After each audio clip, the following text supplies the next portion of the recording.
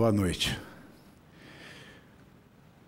Eu não sei se eu sou merecedor das palavras com as quais o meu colega e amigo Fernando Capese e meu amigo Fernando de Holliday me pintam, mas eu as agradeço profundamente.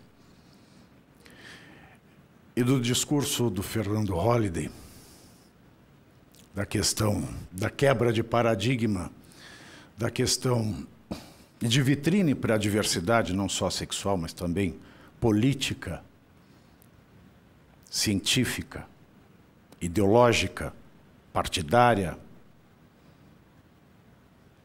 Eu tinha pensado em algumas palavras com relação a São Paulo, e essas falas acabam se casando, porque São Paulo, essa cidade em que nos próximos meses eu completo 21 anos de domicílio e residência, 21 anos. O tempo passa, mano. Eu vim para São Paulo em 2002, eu passei na faculdade, comecei a morar aqui em 2003. E nós estamos em 2023. Há mais de 20 anos morando em São Paulo, querendo morar em São Paulo, o que é mais importante. Querer viver e querer contribuir para essa cidade que tem o nome do maior dos santos. Temos centenas de santos na liturgia católica romana. Centenas. Mas existe um à frente de todos os outros, que é São Paulo. E essa cidade carrega o nome do maior deles, São Paulo. São Paulo, de quem eu sou especialmente fã e um grande estudioso. E quando o Fernando Holliday, ele falava da minha presença na comunicação, na política, na quebra dos paradigmas, em questão de sucesso, apesar da... Muito bem que hoje a questão mudou muito, mas quando eu vim para cá não era assim. E não só nesta questão de sucesso, de entrar na casa das pessoas e fazer com que as pessoas, as famílias, aceitem melhor a diversidade dentro da casa delas, não só a diversidade sexual, mas a política. E calhou de eu ser essa pessoa que confunde a cabeça de muita gente. Como é que pode uma pessoa assim ter esse posicionamento? Enquanto Holliday falava, eu lembrei de alguns trechos, de algumas cartas de São Paulo apóstolo. A primeira delas, em que eu gostaria de compartilhar com vocês, e é a que melhor me veste, é o versículo 25 do primeiro capítulo da primeira carta aos Coríntios. A loucura de Deus é mais sábia que os homens. E eu continuo com o versículo 27. Deus escolheu as coisas loucas do mundo para confundir os sábios. Talvez eu seja essa coisa louca que Paulo dizia, porque o mesmo Paulo, ele continua nos versículos 28 a 29, Deus escolheu as coisas vis e as mais desprezadas, aquelas que não são, para reduzir a nada aquelas que são, a fim de que ninguém se vanglorie diante dele. E ainda remata que a verdade ela é inacessível se ela não for para todos, sem exceção. São Paulo é o nome dessa cidade. E Paulo, eu não sei se vocês sabiam, não é um nome próprio. Nós passamos a adotar os nomes latinos como nomes quando na verdade Paulo vem do latim Paulus e significa um adjetivo, uma qualificadora, que no caso de Paulo é o menor, o último, o mais pequeno. Tanto que as pessoas tinham seus nomes, por exemplo, Lucrécio Paulus, ou seja, o menor Lucrécio, filho de Lucrécio. E quando Paulo começa a formar as comunidades cristãs, ele abandona o seu nome do hebraico Shaul, Saul, traduzido, ou Saulo, e ele adota esse predicado, ele adota esse adjetivo, Paulus, Paulo, o menor, mais pequeno, diminuto. E por que ele escolhe Paulo? Porque, para Paulo, todos nós somos pequenos, insignificantes e menores do que Deus. E usando o nome Paulo,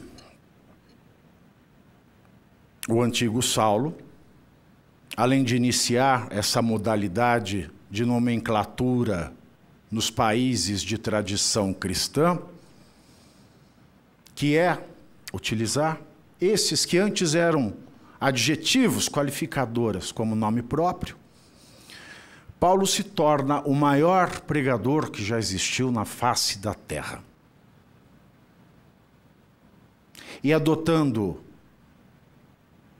o modesto nome de Paulo, o mais pequeno, o menor. Eu sei que mais pequeno não é correto dizer, mas Fernando Pessoa usa isso no Guardador de Rebanhos e eu acho de uma beleza ímpar que eu passo a usá-lo. Mesmo Paulo se apresentando como o menor de todos, se tornou o maior de todos. São Paulo de Piratininga, que era uma cidade relegada a ser nada, ignorada pela coroa portuguesa, tornou-se a maior cidade deste país. E da mesma maneira que Paulo, o apóstolo, era um sujeito franzino, com dificuldade de dicção, ele era melhor nas cartas do que nos seus discursos. Ele que tinha uma dicção ruim, uma voz estranha, era um sujeito franzino perto dos homens da sua época. São Paulo é conhecida como, a cidade é conhecida como uma selva de pedra. Muita gente faz a comparação entre São Paulo e Rio, e há um autor, um biógrafo de São Paulo, que faz uma comparação bastante conveniente, que é bastante citado. Enquanto o rio se olha no espelho e canta, dia sim, outro também, as suas coisas mais lindas, mais cheias de graça, e fica eternamente inebriado com a sua beleza, São Paulo simplesmente canta: não posso ficar nem mais um minuto com você. Porque aqui se trabalha, porque aqui se corre, porque aqui se sabe que o destino nos colocou como seres pequenos. E para que façamos algo de grandioso com a nossa pequenez é preciso trabalho. Assim como Paulo, o apóstolo, sabia que, mesmo sendo ele uma pessoa como outra qualquer, pequena, minúscula, nada, diante da grandiosidade da obra divina, São Paulo, a cidade da sua pequenez,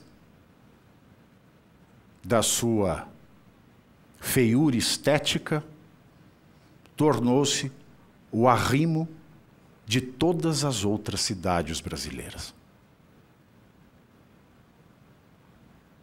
Essa cidade não merecia ter um nome melhor. Aliás, essa cidade tem um nome perfeito, porque ela mostra a vocação daquilo que é verdadeiro. E o que se faz em São Paulo é verdadeiro. E ser acolhido por uma cidade, melhor, ser acolhido pela cidade que você escolheu, traz o mesmo sentimento de alguém que, ao responder sim a um pedido de matrimônio, casa-se e passa a ter o nome do outro no papel. Deve ser a mesma alegria de um órfão que, depois de muito tempo, não que eu seja órfão, muito pelo contrário, gosto muito da minha cidade, Itapira, mas esta é a cidade que eu escolhi para viver. Porque eu sabia que aqui, em São Paulo, onde tudo acontece e nada pode acontecer ao mesmo tempo, mesmo sendo eu pequeno, não em estatura, mas em existência, via nesta vitrine um incentivo para cada vez ir mais longe. São Paulo sabe nos propiciar isso.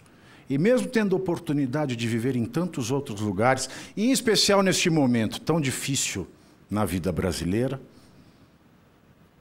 eu só tenho uma escolha a fazer na minha vida, que é continuar vivendo em São Paulo. Portanto, a minha alegria é indescritível, não existem palavras que sejam suficientes para descrever a honra, a gratidão e a alegria que eu sinto de me tornar cidadão desta cidade que eu escolhi e que continuarei escolhendo apesar das adversidades.